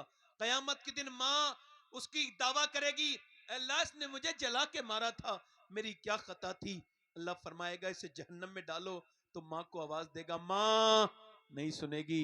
फिर जहन्नम में जा रहा है, आवाज देगा माँ, नहीं सुनेगी। फिर आवाज देगा माँ, नहीं सुनेगी। अल्लाह रहम डालेगा, मौसिर हकीकी वो है, फाइल हकीकी वो है। आवाज देगा, ओ मेरी माँ, पुकारे। क्या आवाज देता है बार बार, बता क्या बात है। मेरा उंगली जल गई थी एक मर्तबा, तो तू फपो के पड़ गए थे, तो पूरी रात रोई थी मेरे हाथ को देख के, एक उंगली जली थी, अब तो जहन्नम में डाल रहे हैं फरिश्ते, माफ नहीं करेगी मेरी माँ। माँ अपने बेटे को देखेगी, अल्लाह दिल में रहम डालेगा, तो फिर कहेगी मेरे मालिक मेरे बेटे को माफ कर दे, मेरे लाल को माफ कर दे। अल्लाह फरमाएगा इसने तुझे जला के मारा था, तड़पा के मारा था, इसने तुझे जला के मारा था। हाँ मालिक मारा तो था, मगर मैंने इसको 9 महीने पेट में रखा था, ये मेरा बेटा है, तू इसको माफ कर दे। एक माँ ऐसी हस्ती है जिससे कभी माफी मांगने की भी जरूरत नहीं पड़ती। दुनिया में आवाजें तो बहुत बनी, मगर मैंने एक 70 साल के बूढ़े को अपनी माँ की कब्र पे रोते हुए देखा। मैंने उससे कहा मेराज भाई क्यों रोते हो, तुम्हारी माँ तो बड़ी बूढ़ी थी। कहने लगा हाँ सैयद साहब, मगर जब भी जाता था तो पूछती थी मेरे बेटे तूने खाना खा लिया, क्योंकि अब मैं चाचा भी हूँ, दादा भी हूँ और नाना भी हूँ, मगर बेटा कहने वाला चला गया। यार माँ तो माँ होती है और बाप बाप होता है। किसी भी सूरत में अपनी माँ की दुआएं लो। किसी पीर के हाथ चूमना उतना जरूरी नहीं जितने माँ के हाथ चूमना जरूरी है। किसी पीर के हाथ चूमने में वो लुत्फ नहीं जो माँ बाप के हाथ चूमने में मजा है। दुआएं करवाना है तो माँ बाप से दुआएं करवाओ। क्या पीरों के पीछे इनके उसके पीछे भागते हो। मैं किसी की दुआओं का मुनकिर नहीं, अल्लाह सबकी दुआएं कबूल करता है जिसकी चाहता है। मगर एक बात बताऊं, मैं गारंटी नहीं दे सकता कि पीर की दुआ कबूल होगी नहीं होगी, मगर मेरे नबी ने फरमाया जब माँ बाप दुआ करते हैं तो ऐसे कबूल होती है जैसे नबी की दुआ अपने नबी की दुआ अपने उम्मती के हक में कबूल। वाह वाह सुभान अल्लाह, बेशक बहुत खूब। अल्लाह अकबर, या रसूल अल्लाह। बस मेरे दोस्तों, जिंदाबाद जिंदाबाद।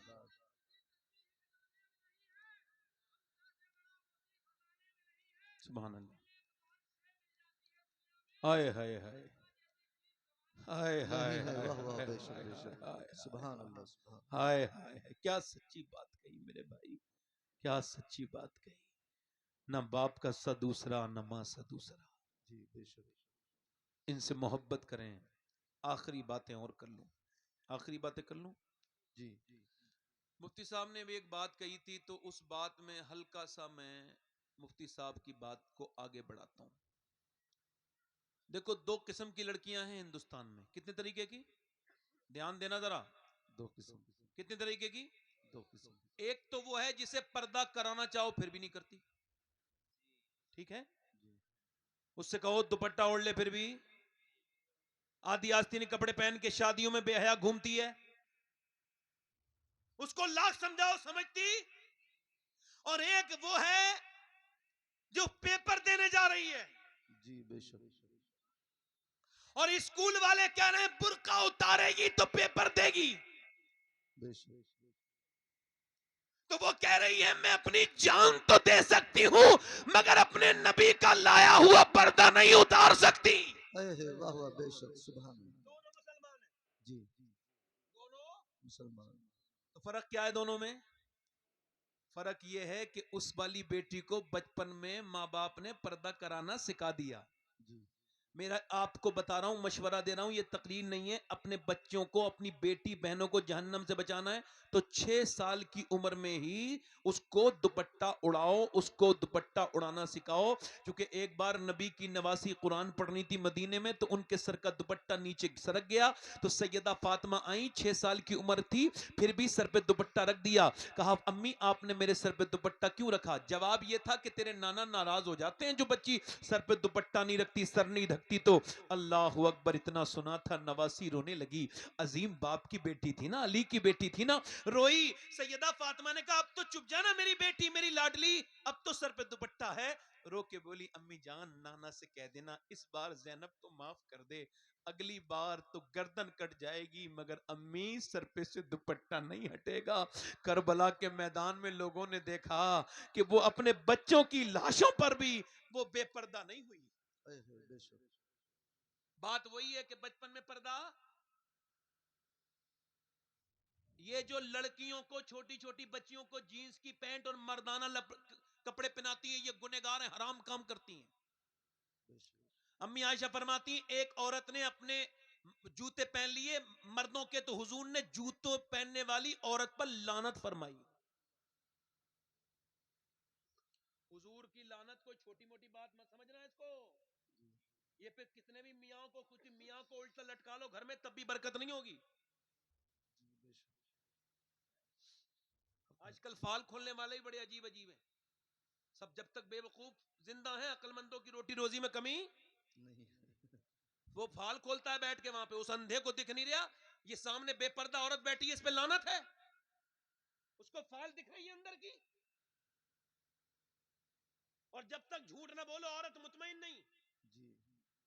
तो वो भी कह रहा है झूठ के ही कारोबार करो, जितना बेहतरीन बोलोगे। पागल है ये औरतें, बेवकूफ है ये औरतें, इनका दिमाग खराब है, इनकी अकलें मारी गई हैं। क्योंकि अगर ये सब बात होती तो मेरे नबी ने अपनी बेटी को क्या सिखाया ये देखना पड़ेगा। तो जब भी हसन हुसैन बीमार हुए और जब भी मौला अली जंग में जाते थे, उधर अली तलवार चलाते होते थे, उधर फातिमा सजदे में दुआ करती थी। ना कभी अली की तलवार को कोई हरा पाया, अल्लाह का फजल हुआ।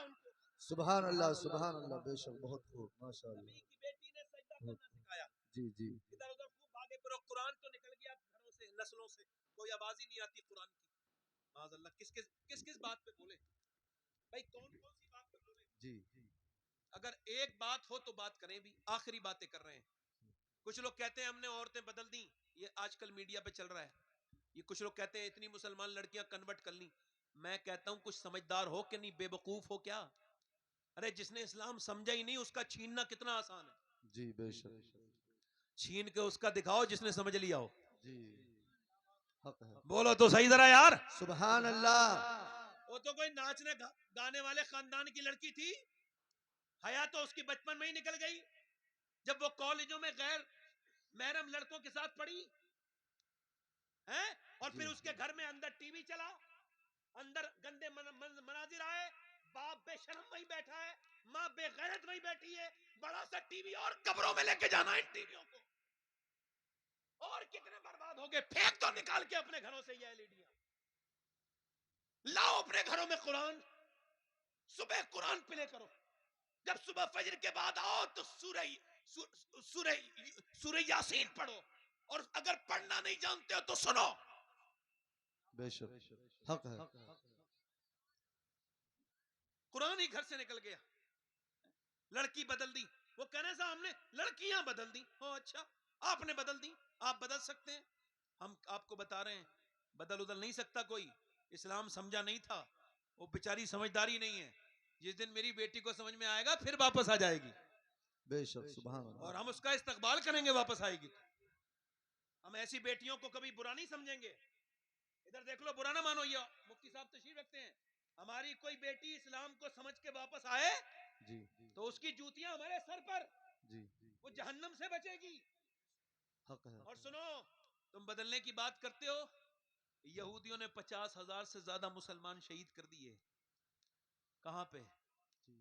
फलस्तीन में, मगर एक भी खबर नहीं आई कोई बदला हो। जी, हक है। बोलो ये छोटी मोटी बात है क्या? बहुत बड़ी बात है। हमारे ईमान क्या है उनके सामने? कुछ नहीं, क्या कुछ नहीं।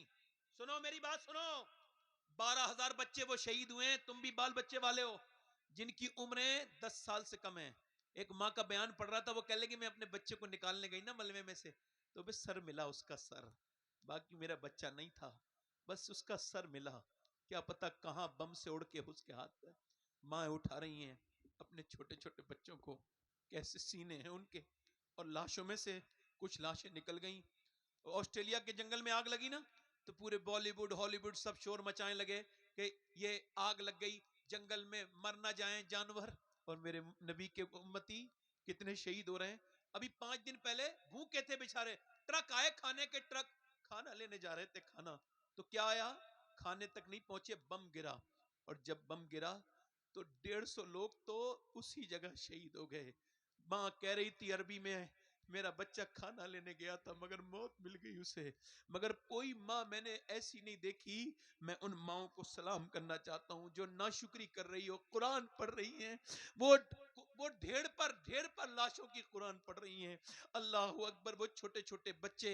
मगर मैं अल्लाह का शुक्र है सैयद हूं, मगर फिर भी एक बात कह के जा रहा हूं, उनमें से एक लड़की का मुझे जूता मिल जाए ना तो मैं अपनी कब्र में रख के सो जाऊंगा और उसको बख्शिश की जमानत समझूंगा। जिन लड़कियों ने यह बयान दिया है कि हम रात को जब सोते हैं तो बुर्का ओढ़ के सोते हैं, मेरी बहनें सुन लें, मेरी बेटियां सुन लें, वो खानकाहों की बच्चियां सुन लें जिनके बेअमल बाप की वजह से वो बच्चियां भी बेपर्दा हो गई, वो सुन लें। बड़े बड़े मुअज़्ज़िज़ घरानों की बेटियां, उन तक मेरा ये पैगाम पहुंचा दो जिनको घुटन महसूस होती है पर्दे में, उनको सुना दो। जो गैर महरम के सामने वीडियो पर आती हैं उनको सुना दो। मेरी बेटियों को जो इंस्टाग्राम फेसबुक पे फॉलोवर बनाने के लिए अपने जिस्म की नुमाइश करती हैं उनको सुनाओ उन फलस्तीनी बेटियों का पैगाम। वो कहती हैं हम रात को बुर्का ओढ़ के सोते हैं। कब बुर्का ओढ़ के तो रात को कोई नहीं सोता। हम इस वजह से सोते हैं कि जब बम गिरता है तो अंदर से लाश निकलती है, हम सोचते हैं जब हमारी लाशें निकले तो बेपर्दा नहीं होनी चाहिए, पर्दे में होनी चाहिए। तो जब उनकी लाशें निकली तो पर्दे में थी, वो भूखी प्यासी पर्दा करके चली गई, वो कुरान पढ़ के चली गई। उन्होंने अपने बच्चों की लाशों पर कुरान पढ़े। अल्लाह अकबर। मैं तो अपनी बहनों के सामने बस यही अर्ज करता हूं और कुछ ज्यादा नहीं। मैं अपनी बेटियों से यही कि अब कुरान खोलने का वक्त है। अगर तुम बदलोगी तभी जमाना बदलेगा। हमें मालूम है इस्लाम को नानी ने फौकियत दी है, जब नानी ने बरकतें लुटाई हैं तो नवासी तक चली है।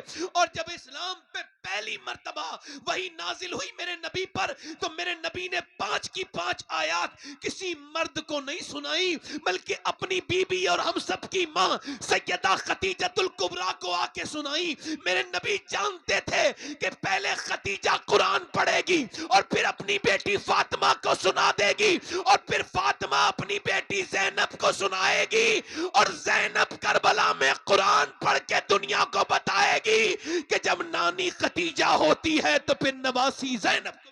वाह सुभान अल्लाह माशाअल्लाह, बहुत खूब। बस मेरी तकरीर खत्म हो गई। मैंने अपने इन हाथों से मेरे दोस्तों कितने लोगों को दफन किया है। अपने बाप को देख लिया दफन होते हुए, कब्र में जाते हुए, अपने ताया को, कितने लोगों को, और कितने हंगामे देखोगे, और बताओ और कितने हंगामे देखने हैं। ये तौबा करोगे। आला हज़रत का एक शेर मैंने समझा, आपको भी समझा रहा हूं। फरमाते हैं हाय गाफिल वो क्या जगह है जहां 5 जाते हैं तो 2 तो कब्र के अंदर होते हैं, 2 ऊपर होते हैं। अब ऊपर से एक ने लिया, लाओ भाई 5वां दे दो। 4 ने 5वां लिया, 5वां दे दिया, उठाया और नीचे रखा, अंदर दफन कर दिया। अब पहले बैठ ऊपर वाले निकले, फिर नीचे वाले बाहर को निकले। अब आला फरमाते हैं हाय गाफिल वो क्या जगह है जहां 5 जाते हैं, 4 फिरते हैं। 5 गए थे कब्र के अंदर, वापस कितने आए हैं? तो क्या समझते हो तुम वापस ऐसे आते रहोगे? नहीं नहीं, सबको मौत आएगी। अब ना अमीर को छोड़े, ना गरीब को छोड़े, ना आलिम को छोड़े, ना जाहिल को छोड़े, ना पीर को छोड़े, ना मुरीद को छोड़े। सुनो, ये जो तकरीर कर रहा है ये भी मर जाएगा, ये जो सुन रहे हैं ये भी मर जाएंगे, ये जो डर रहे हैं ये भी मरेंगे। मेरे मेरे सरकार मौला कायनात मौला अली फरमाते हैं मौत को याद करोगे तब भी मौत आएगी, याद नहीं करोगे तब भी आएगी। फरमाते हैं मगर याद करोगे तो मौत आसान बन के आएगी। आसान। मेरे नबी फरमाते हैं जो मौत को दिन में 20 बार याद करे कयामत के दिन शोहदा के साथ उठेगा। सुभान अल्लाह। मेरे दोस्तों बस तौबा कर लो। एक आदमी है, उसका नाम है, उसके पास एक औरत आई, मूसा अलैहि सलाम का जमाना है, आके बोली मेरे बच्चे भूखे हैं मुझे कुछ दे दो। उसने कहा मेरी तरफ तवज्जो करो, उसने कहा मैं तेरे ऊपर नजर रखता हूं, तू मुझे रात में आने का वादा कर मैं तुझे दे दूंगा। उसने कहा मैं हरगिज अपना जिस्म बेचने नहीं आई। चली गई, फिर वापस आई, कहने लगी मेरे बच्चे बेहोश हो रहे हैं, कुछ तो दे दे, मैं आ जाऊंगी रात को।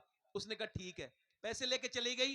रात को आई, कमरे में बैठी थी, ये इसके करीब चला, इसने इसके हाथ लगाना चाहा तो ये कांप गई, पसीने में नहा गई, रोने लगी। क्या ड्रामा करती है, रोती क्यों है, पैसा नहीं मिला? कहा पैसा सब कुछ नहीं होता, ईमान भी कुछ होता है। कहा क्या मतलब? कहा मैं जब रात को सजदा करती हूँ तब भी मेरा रब देखता है, और मैं तेरे साथ जिना कर रही हूं तब भी मेरा रब मुझे देख रहा है। बस यही कह रही हूं, मालिक मैं एक मजबूर मां हूं, मेरे बच्चे भूखे ना होते तो ये बुरा काम ना करती, मुझे माफ कर देना मेरे मालिक। ऐसा रोई, अल्लाह की ऐसी रहमत जोश में आई, वो फूट के रोई, उसका दिल बदल गया। किसका? वही बोला जो मैं तुझे अपनी बहन बनाता हूं, जा चली जा। वो तो बहन बना लिया, वो तो चली गई। ये सजदे में गिर के बोला मालिक एक दिन आई थी, हाथ तक नहीं लगाया, मैंने तो कितनी इज्जतें लूटी हैं। ये कह के फूट फूट के रोया कि अगर मेरे जैसा गुनहगार कोई नहीं तो तेरे जैसा करीम भी कोई नहीं है मेरे मालिक। मेरी पूरी पूरी रातें बुराइयों में गुजरी हैं, मैं बड़ा नापाक हूं, बड़ा बदकार हूं, मगर तू पाक करने वाला मेहरबान है, मुझे माफ कर दे। रो गया, सो गया। सुबह को दरवाजे पे दस्तक हुई, दरवाजा खोला, आप कौन? तो आने वाले ने पूछा तुम्हारा नाम क्या है? कहा मेरा नाम तो यह है। कहा मैं अल्लाह का नबी हूं मूसा, और अल्लाह ने तुझे सलाम भेजा है। कहने लगा मूसा चेक कर लो कोई और घर होगा, ये तो बदकार आदमी का घर है, मुझसे ज्यादा बुरा आदमी कोई नहीं, चेक करो।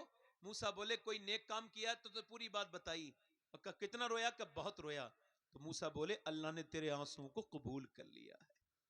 अल्लाह फरमाता या अय्युहल इंसान मा गर्रका बिरब्बिकल करीम। कब तक ये सब उठा के रखी आएंगे कब्र में, कब तक नहीं झुकोगे, कब तक तौबा नहीं करोगे? मैं आपके नबी की बात कर रहा हूं आपसे, आपको बता रहा हूं हुजूर के पेट पे 2 पत्थर बंधे हैं। अम्मी आयशा कहती हैं कितने पत्थर बोलो? हाय हाय, कितने पत्थर? और दुआ क्या कर रहे हैं? मैंने देखा, अम्मी आयशा कहती मैंने सुना, देखूं हुजूर क्या दुआ कर रहे हैं? तो दोनों हाथ उठा के दुआ कर रहे हैं, या अल्लाह मेरी उम्मत कभी भूखी ना मरे, मेरी उम्मत यानी मैं, ये ये ये सब उस नबी की दुआओं में हो। अजीजुन अलैहि मा अनित्तुम हरीस की तफसीर में मुफ्ती अहमद यार खान नईमी कहते हैं इतना प्यार करते हैं हुजूर अपनी उम्मत से कि कोई उम्मती गुनाह करता है तो हुजूर को तकलीफ होती है, जब कोई नेकी करता है तो नबी को खुशी होती है। आला हजरत फरमाते हैं आज भी हुजूर अपने मजार में उम्मती के लिए दुआ कर रहे हैं, और कल कयामत के दिन भी हुजूर ही होंगे।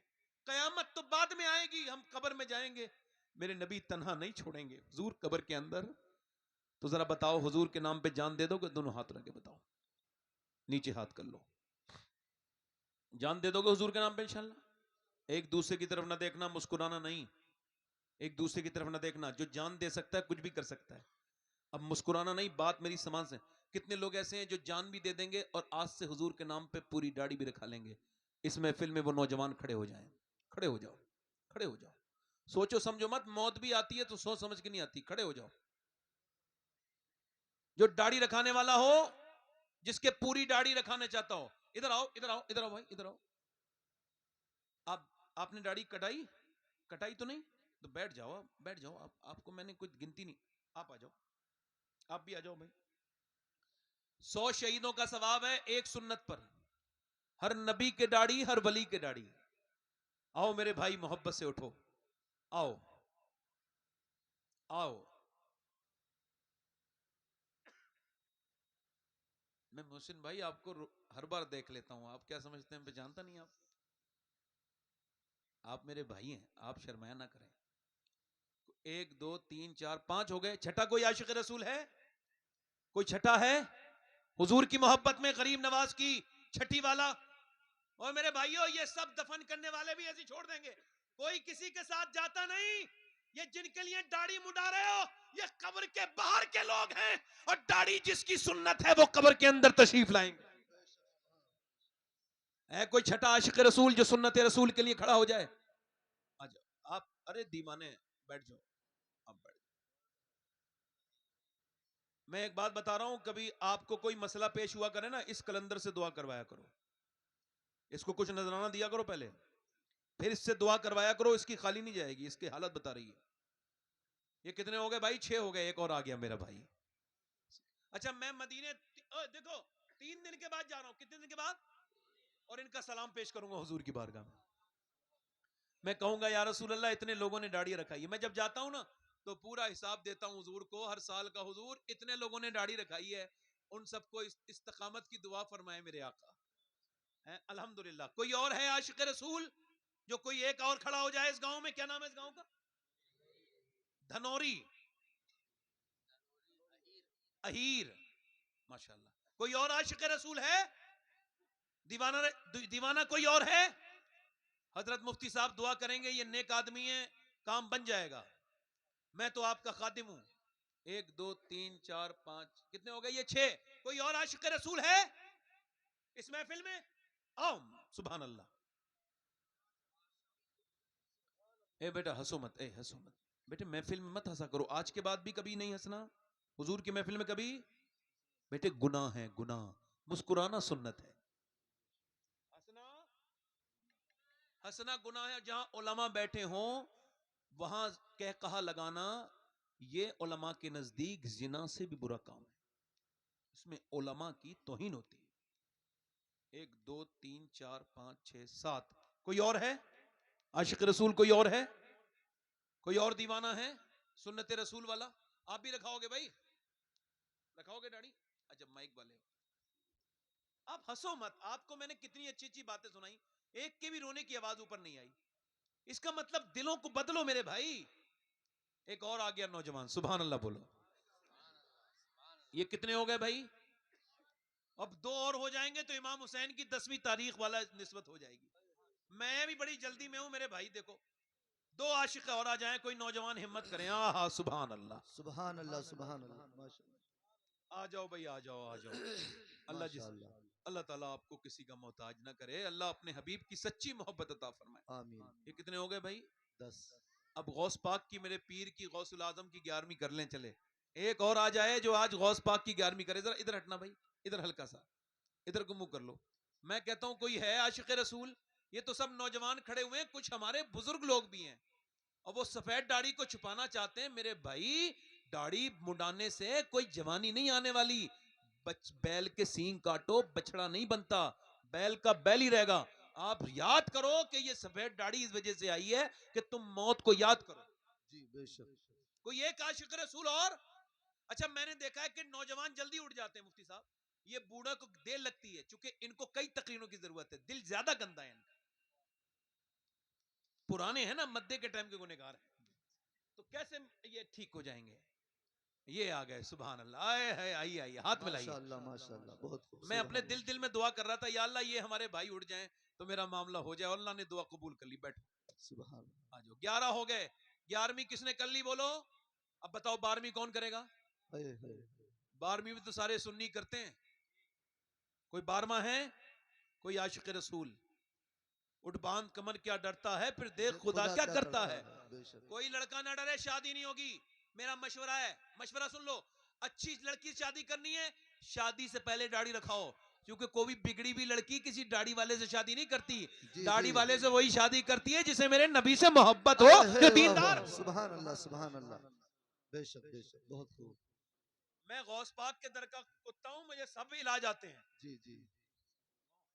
11 हो गए। जरा आप वादा करो हमारे साथ, इंशाअल्लाह इंशाअल्लाह। वादा करते हैं जी। ना। हाथ पे नहीं, ऐसी ऐसी वादा कर लो। मैं क्या हाथ, ऐसी वादा करो, वादा करते हैं वादा आज के बाद आज के बाद इंशाअल्लाह उलमा के सामने ना दाढ़ी कटेगी ना मुड़ेगी, 5 वक्त की नमाज के साथ पूरी इंशाअल्लाह, दाढ़ी रखाएंगे इंशाअल्लाह। बैठ इंशाअल्लाह। जाएं अपनी अपनी। अच्छा, हुजूर की आंखों की ठंडक क्या है बोलो? नमाज, सुबह मोमिन की मेराज क्या है बोलो?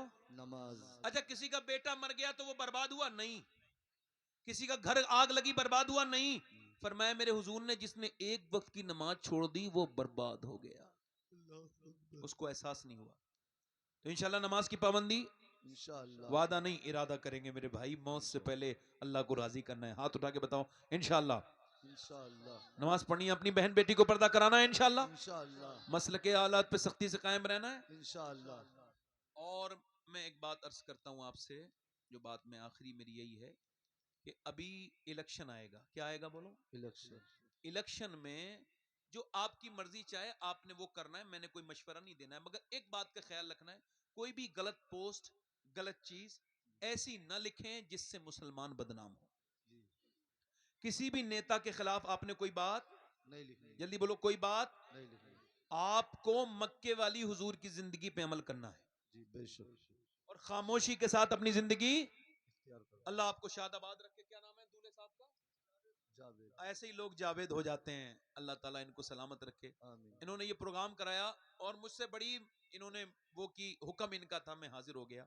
मैं दुआ गो हूं कि अल्लाह ताला इन्हें नेक सवाले औलाद अता फरमाए आमीन। और इन दोनों मियाँ बीबी के नजदीक और दरमियान अल्लाह तबारक व तआला सैयदा हव्वा और हजरत आदम जैसी मोहब्बत अता फरमाए, आमीन आमीन इनको खुशियां अता करें। मेरी बहनों को, आप सबको आमीन। मैं अब आपको बताऊं, अब मेरी तकरीर शुरू हो गई।